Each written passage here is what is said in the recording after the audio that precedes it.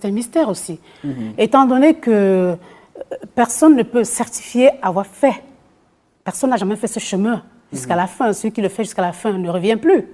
Donc, on ne peut que croire à ceux qui expliquent qu'ils l'ont fait et qui sont arrivés à mi-chemin. Ils sont revenus pour en parler. Voilà. L'objectif de votre livre, c'est d'aider vos lecteurs à, dites-vous, relativiser, puisque de toute façon, tout le monde passera par la mort.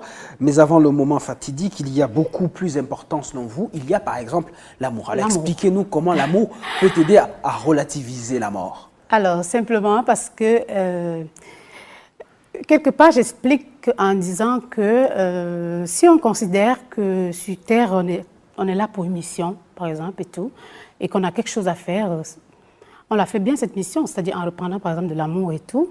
D'ailleurs, vous remarquerez que dans la plupart de mes livres, je parle toujours d'amour. Oui, vous y revenez beaucoup. Voilà. Donc cette mission, on se dira, voilà, on reprend plus de l'amour, pas plus, on reprend bien de l'amour, on rend service à l'autre, on écoute l'autre, ainsi de suite. On fait bien sa mission. À ce moment-là, on aura moins peur de la mort. On se dira, voilà, lorsque la mort viendra et tout, j'aurais fait ce que j'avais à faire. C'est-à-dire, si vous voulez dire à quelqu'un, je t'aime, dites-le lui. Ne le faites pas quand il n'est plus là. Ou quand il ne peut plus vous écouter, puisque les gens qui sont de l'autre côté, ils n'écoutent plus. Ils n'écoutent plus. Et puis je dis, la mort, tout le monde meurt un jour. C'est-à-dire, peu importe votre rang social, on le sait déjà, hein, peu importe votre rang social, peu importe votre couleur, peu importe votre beauté, peu importe, voilà, on passe tous par là. Et donc, il faut partager l'amour. Exact. Du coup, on aura l'impression d'avoir vécu la vie qu'il fallait vivre, exact. Sans remords ni regrets. Et on sera serein lorsqu'elle viendra la mort. Vous dites dans votre livre qu'en plus de communiquer avec l'au-delà, vous êtes devenu un lien entre les personnes ayant quitté ce monde et celles qui y sont toujours. Que voulez-vous dire par là? Simplement parce que lorsqu'on communique déjà avec l'au-delà, on devient un lien. C'est ce qu'on appelle justement le médium. C'est un peu ça le médium. La médiumnité, simplement, c'est la faculté justement de pouvoir capter des messages qui viennent de l'au-delà pour les transmettre aux personnes qui ne sont plus là. Et ces messages viennent en général des êtres de lumière et des personnes qui ne sont plus de ce monde, simplement. Comment vous les captez, vous?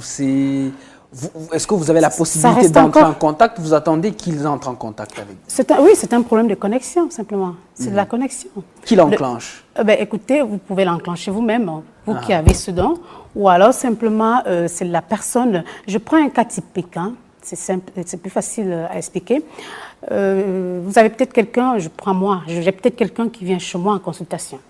D'accord? Un patient qui vient me consulter pour une séance peut-être de voyance ou de médiumnité.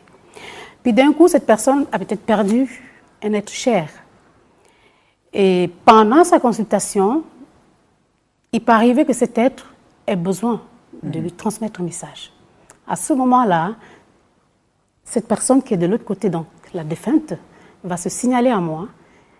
Et là, je transmettrai les messages à la personne qui est en face de moi.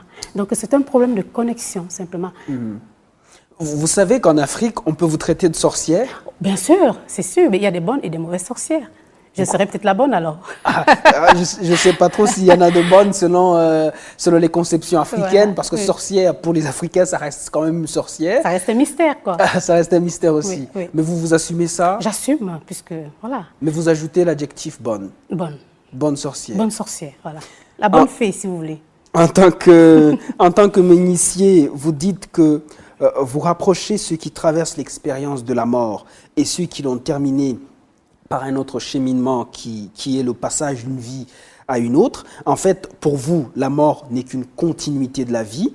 Mais dans ce cas, alors, ça veut dire que vous nous dites dans votre livre, en fait, que la mort n'existe pas, puisque la mort, par définition, c'est la cessation de la vie. Oui, c'est-à-dire que je ne veux pas dire que la mort n'existe pas.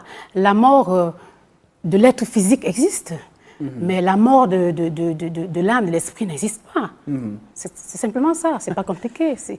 Je vous propose de faire une petite pause. Merci. On va découvrir ensemble notre livre nouvellement paru. On se retrouve juste après pour la suite de cette émission.